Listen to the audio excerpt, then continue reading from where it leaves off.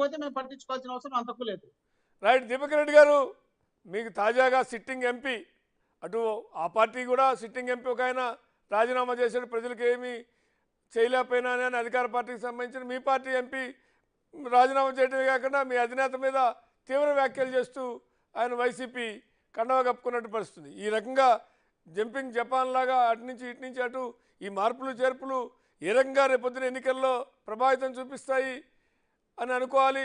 మిమ్మల్ని డ్యామేజ్ చేస్తున్న వాళ్ళు, మీ పార్టీ నుంచి గెలిచిన వాళ్ళే మీ పార్టీ అధినాయకత్వాన్ని డ్యామేజ్ చేస్తున్నట్టుగా కనపడుతుంది. ఇదొక ట్వీట్ మీకు చూపించాలండి అందరూ ఒకసారి. నేను స్టార్ట్ చేసే ముందు, ఇది కేసినేని నాని గారు వారు 5 days బ్యాక్ ఆయన అకౌంట్ నుంచి వారే ట్వీట్ చేయటం జరిగింది. దీంతో అనేక డీటెయిల్స్ రాసుకుంటూ వచ్చినారు. లాస్ట్ లో వారు ఏమన్నారంటే ఒక లైన్, అధినేత ఆజ్ఞ తూచా తప్పకుండా శిరస వహిస్తాను, వారు చెప్పిన విధంగా నేను పోతాను అని చెప్పి క్లియర్ గా చెప్పడం జరిగింది. ఏది మొన్న జరిగిన ఆ ఇన్సిడెంట్ పైన.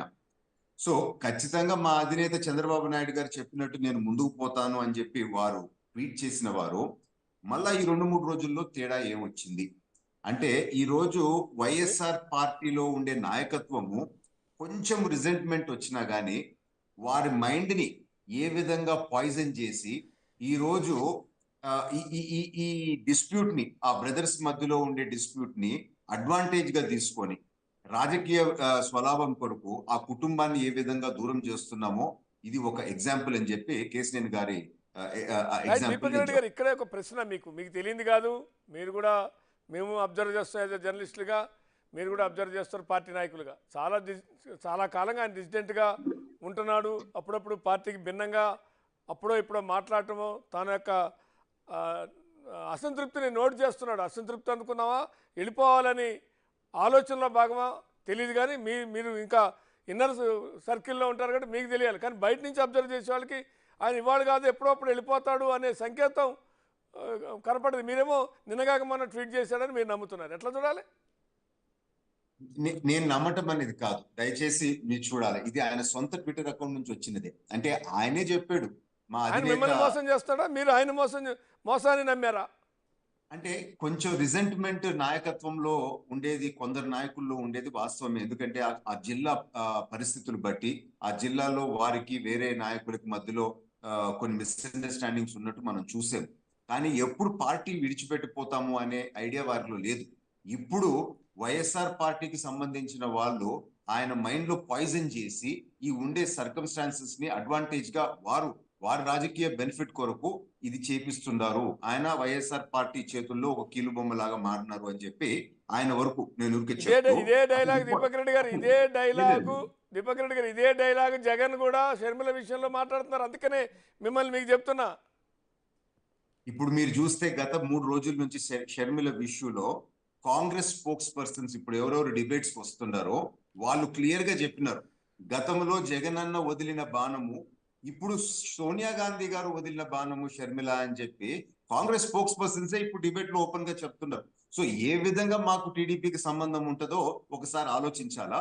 కానీ ఈ రోజు అన్నిటికన్నా ముఖ్యమైన అంశం ఏంటంటే, వైఎస్ఆర్ సిపికి సంబంధించిన కర్నూలు జిల్లా ఎంపీ గారు వారు ఏమన్నారంటే, బీసీలంటే ఒక చిన్న చూపు, బీసీలని బానిసల్లాగా ఈ పార్టీలో చూస్తున్నారు అని చెప్పి వారు ఈ రోజు సిట్టింగ్ వైసీపీ కర్నూలు ఎంపీ గారు చెప్పడం జరిగింది. 2 days బ్యాక్ అనంతపురం జిల్లా జొన్నలగడ్డ పద్మావతి ఎమ్మెల్యే గారు ఎస్సీలంటే అంత లోపు నా మనసు చంపుకొని మేము ఉండాలా అని చెప్పి వారు కామెంట్ చేయటం జరిగింది.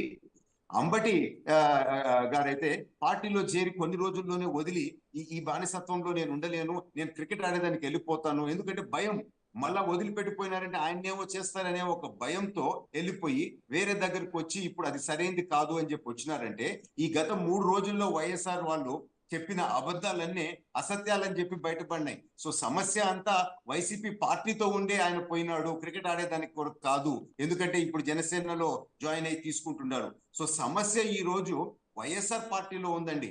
ఇప్పుడే మా పార్టీ నాలెడ్జ్ సెంటర్ నుంచి నేను లిస్టు తెప్పించుకున్నా. దాదాపు 30 మంది వైఎస్ఆర్ పార్టీలో ఎంపీలు అయితే ఏముంది, ఎమ్మెల్యేలు, ఎమ్మెల్సీలు, ఎక్స్ ఎమ్మెల్యేలు, జిల్లా పార్టీ అధ్యక్షులు, తర్వాత నియోజకవర్గ ఇన్ఛార్జీలు, సంఘము అధ్యక్షులు సీనియర్ లీడర్లు 30 మంది లిస్ట్ ఇప్పుడు ఉంది.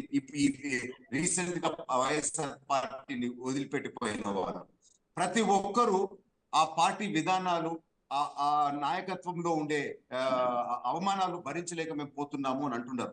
అసలు సమస్య రూలింగ్ పార్టీలో ఏ విధంగా ఉందో ఒకసారి దయచేసి మనం గమనించాలి. ఇప్పుడే నా ముందు మాట్లాడిన వైసీపీ సోదరుడు ఒప్పుకున్నాడు, ఎస్ కొన్ని దగ్గర సమస్యలు ఉన్నాయి అందుకని మేము మారుస్తున్నామని ఒప్పుకున్నాడు. ఒప్పుకున్నప్పుడు నా ప్రశ్న ఏంటి అని అంటే, వారు నాన్ పర్ఫార్మర్స్, ప్రజల సమస్యలు తీర్చలేదు, లేకపోతే కరప్షన్ అలిగేషన్స్ ఉన్నాయి, ఎందుకు ముఖ్యమంత్రి గారు వీరి మీద యాక్షన్ తీసుకోలేదు అని చెప్పేది మొదటి ప్రశ్న. ఇప్పుడు ముఖ్యమంత్రి గారు ఏమంటారు, ఇక్కడ ఎమ్మెల్యేని పక్క కాన్స్టిట్యున్సీకి పంపిస్తున్నాము అని అంటారు. సో ఇప్పుడు జగన్మోహన్ రెడ్డి గారు ఫెయిల్ అయితే ఆంధ్ర రాష్ట్రం వదిలిపెట్టి పక్క రాష్ట్రానికి పంపించాలన్నా? సో ఇది సేమ్ ఎనాలజీనే కదా. సో ఈ రోజు ఆ పార్టీలో ఉండే సమస్యల్ని అక్కడ ఉండే ఎమ్మెల్యే క్యాండిడేట్ల మీద దోసేసి పార్టీ మెయిన్ లీడర్షిప్ తప్పించుకోవాలా అని చెప్పి చూస్తా ఉంది. ఈ రోజు వైఎస్ఆర్ పార్టీలో ఉండే ఎమ్మెల్యేని మీరు క్లోజ్ డోర్స్ లో కూర్చొని 1-to-1 మాట్లాడితే ప్రతి ఒక్కరి నోట్లో ఒకటే మాట వినపడతా ఉంది. ఇన్ని రోజులు ప్రతి పని జగన్మోహన్ రెడ్డి గారు నేను చేసినాను, నేను నా క్రెడిట్ అన్నవారు ఈ రోజు తప్పు జరుగుతుంది అని అంటే మా మీద దోసేయటం ఎంతవరకు కరెక్ట్ అని చెప్పి వారు ప్రశ్నిస్తున్నారు. సో ఆంధ్ర రాష్ట్రంలో మార్చాల్సి ఉంది జగన్మోహన్ రెడ్డి గారిని అని చెప్పి మాత్రము ప్రతి ఒక్కరు ఈ రోజు ఖచ్చితంగా చెప్పే పరిస్థితి మనకు కనపడతా ఉంది. ఇది నా ఓపెనింగ్ కామెంట్స్ క్లోజ్ చేస్తున్నాను. రైట్ శాంతి ప్రసాద్ గారు,